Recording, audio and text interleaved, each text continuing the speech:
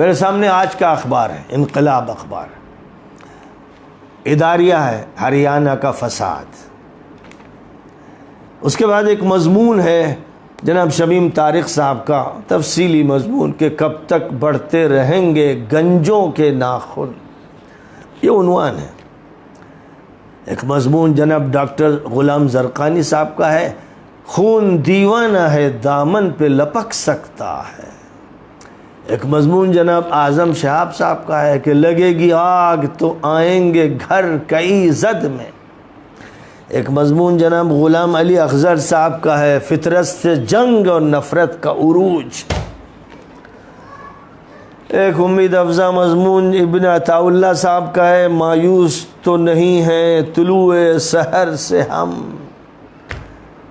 بہرحال یہ سارے مضامین میرے نظر سے گزر رہے ہیں، روز گزرتے ہیں اسی طرح کے ملتے جلتے مضامین کے۔ ظاہر ہے جو لوگ بھی تڑپ رہے ہیں، جن لوگوں پر بھی اثر ہے، جو بھی کچھ کہہ سکتے ہیں، جو لکھ سکتے ہیں، وہ اپنا کام کر رہے ہیں۔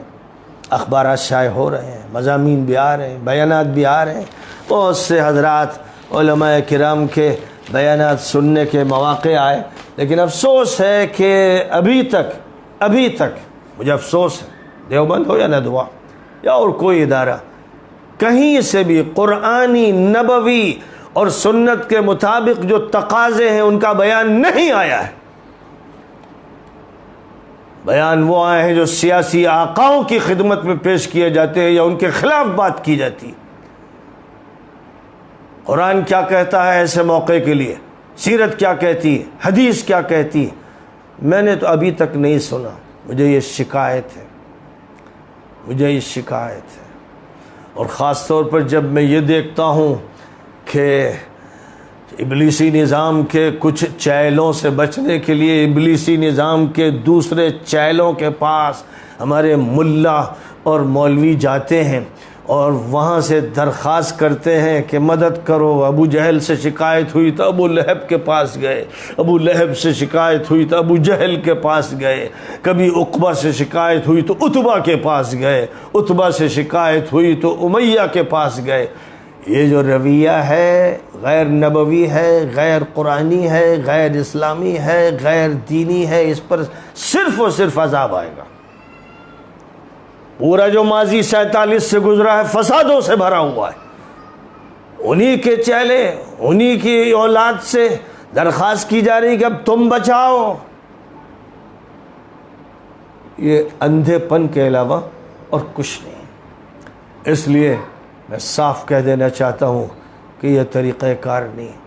طریقہ تو بہرحال وہی ہے اور اس کو بار بار بیان کیا گیا، اور علماء سے یہ درخواست کرتا ہوں سر جوڑ کر بیٹھیں کہیں اور سب مل کر دلوں سے کینے نکال دیں، آپس کے جھوٹے اختلافات کو پھینک دیں، اور اس کے بعد کہیں بیٹھیں اور بیٹھ کر غور کریں قرآن اور سنت کی روشنی میں کہ ایسے موقع کے لیے اللہ نے کیا فرمایا ہے، اور جب تک بات سمجھ میں آئے مجلس سے نہ اٹھیں۔ بہرحال اس وقت بعض کتابیں پڑھتے ہوئے کچھ ایسے جملے سامنے آئے کہ جی چاہتا ہے کہ اس موقع پر میں ان کو پیش کروں۔ بڑے مشہور مفکر گزرے ہیں جارج برنارڈ شا، 1950 میں ان کا انتقال ہوا۔ انہوں نے ایک موقع پر کہا تھا کہ اگر کوئی مذہب ہے جو اگلے 100 سال میں انگلستان پر بھی حکومت کرے گا، 1950 میں ہوا انتقال، اگلے 100 سال میں انگلینڈ پر بھی جو حکومت کرے گا بلکہ سارے یورپ پر حکومت کرے گا تو وہ صرف اسلام ہوگا۔ یہ جارج برنارڈ شا نے کہا تھا۔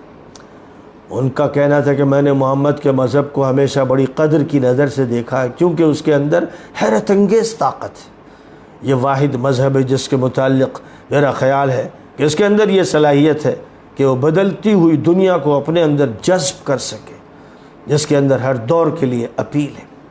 انہوں نے کہا تھا if any religion has the chance of ruling over England, nay, Europe, within the next 100 years, it can only be Islam. I have always held the religion of Muhammad in high estimation because of its wonderful vitality, It is the only religion which appears to me to possess the assimilating capability to the changing face of existence, which can make its appeal to every age.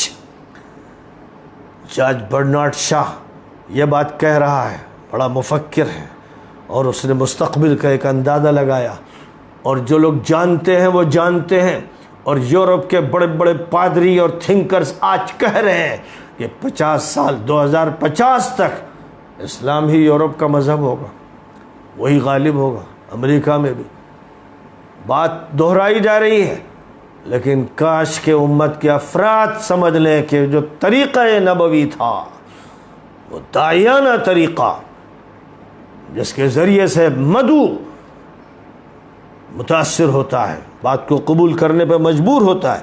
Hindustan کا جہاں تک تعلق ہے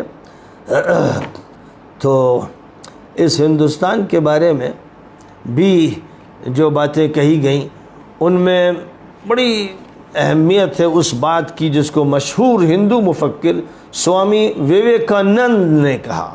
1902 میں ان کا انتقال ہوا، اور انہوں نے ایک بات لکھی ہے جو بڑی اہمیت رکھتی ہے۔ ان کا یہ کہنا ہے کہ ہمارے مادر وطن ہندوستان کے لیے جو دو عظیم نظام ہیں، ہندوازم اور اسلام، ان کا اتحاد ضروری ہے۔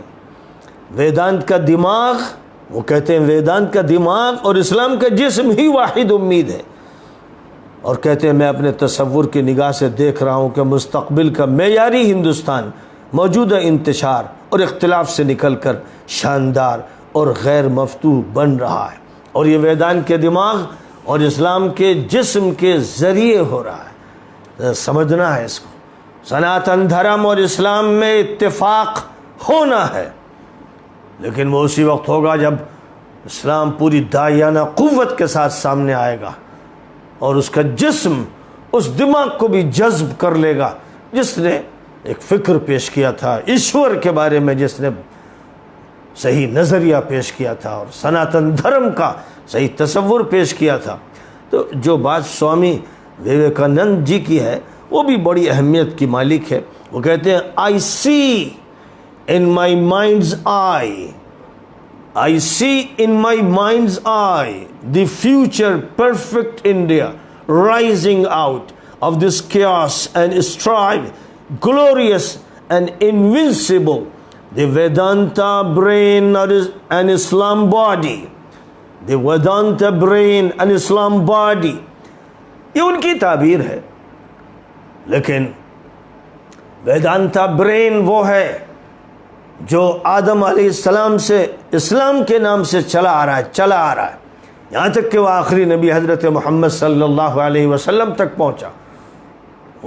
وہ عقیدہ توحید، وہ لا الہ الا اللہ کا نظریہ، وہ ہے جس کو اس ہندوستان میں بھی پیش کیا گیا ہے۔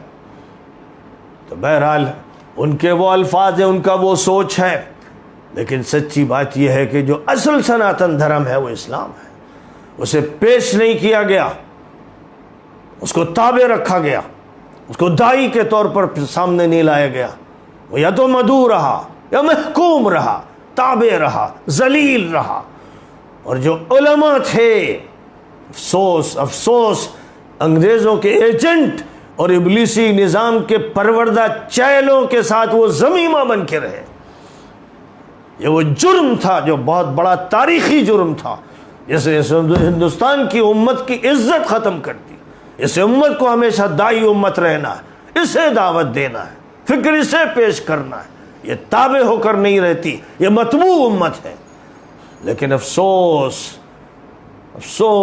علماء کی اس جمعیت پر جو ضمیمہ بن کر اس پارٹی کے ساتھ لگی رہی، اور اس کے ہر حال میں جرائم ہو رہے ہوں، فسادات ہو رہے ہوں، لیکن اس کا رشتہ نہیں ٹوٹا، اس نے اسی کو تھامے رکھا۔ وہ در حقیقت ایک شرک تھا، سیاسی حکمرانی کا شرک تھا، اور اس کا تعلق براہ راست ابلیس کی مجلس شورا سے تھا۔